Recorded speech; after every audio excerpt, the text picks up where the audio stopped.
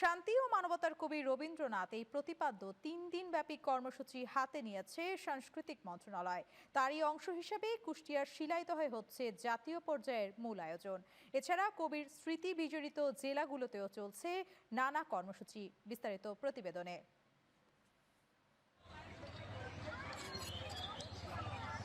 বাংলা ভাষা ও সাহিত্যের উৎকর্ষের অনন্য নায়ক কবিগুরু রবীন্দ্রনাথ ঠাকুর।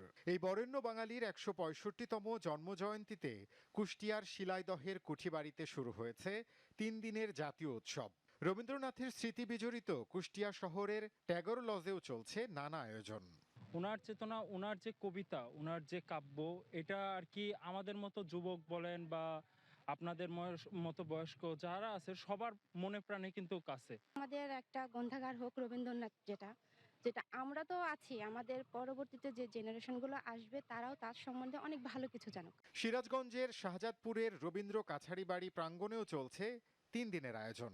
দেশের বিভিন্ন স্থান থেকে আগত দর্শনার্থী ও রবীন্দ্র অনুরাগীদের উপস্থিতিতে মুখর হয়ে ওঠে কাছারিবাড়ি। অনুষ্ঠানে প্রধান অতিথির বক্তব্যে রবীন্দ্র চর্চায় নতুন প্রজন্মকে আরও সম্পৃক্ত হওয়ার আহ্বান জানান জ্বালানি মন্ত্রী ইকবাল হাসান মাহমুদ টুকু। বাংলার সাহিত্যের গুরু এবং আমরা বাংলা সাহিত্যে কিন্তু স্মরণ করি, রবীন্দ্রনাথকে স্মরণ করি। সেই জন্য আমরা এখানে ওনার কুঠিবাড়িতে এখানে অনেক কবিতা লিখেছে, সেই স্মৃতি জড়িত এই কুঠিবাড়িতে আমরা পালন করছি, যাতে তার কবিতা, তার গান বাঙালির মনে আছে, সেটাকে স্মরণ করিয়ে দেওয়ার জন্য। নওগাঁর আত্রাই উপজেলার পতিশরে রবীন্দ্র কাছারিবাড়ি হয়ে ওঠে সংস্কৃতি প্রেমীদের মিলন মেলা। দেবেন্দ্র মঞ্চে স্থানীয় শিল্পকলা একাডেমি সহ বিভিন্ন সংগঠনের শিল্পীরা নাচ, আবৃত্তি ও রবীন্দ্রসঙ্গীত পরিবেশন করেন। সুর আর কবিতার আবহে মুখর হয়ে ওঠা আয়োজনে যোগ দিয়ে এলজিআরডি মন্ত্রী মির্জা ফখরুল ইসলাম আলমগীর বলেন, রবীন্দ্রনাথের সাহিত্য দিয়ে জীবন সাজাতে হবে। একটি গোষ্ঠী বিভিন্নভাবে সমাজকে অস্থির করে রাখতে চায় অভিযোগ করে এ সময় সাবধান থাকার আহ্বান জানান তিনি। যিনি গোটা বিশ্বকে নাড়িয়ে দিয়েছিলেন তার গীতাঞ্জলি, সেই কবিতা গানের বই থেকে তিনি নিজে ট্রান্সলেট করেছিলেন, যার ফলে তিনি সাহিত্যের নোবেল পুরস্কার পেয়েছেন।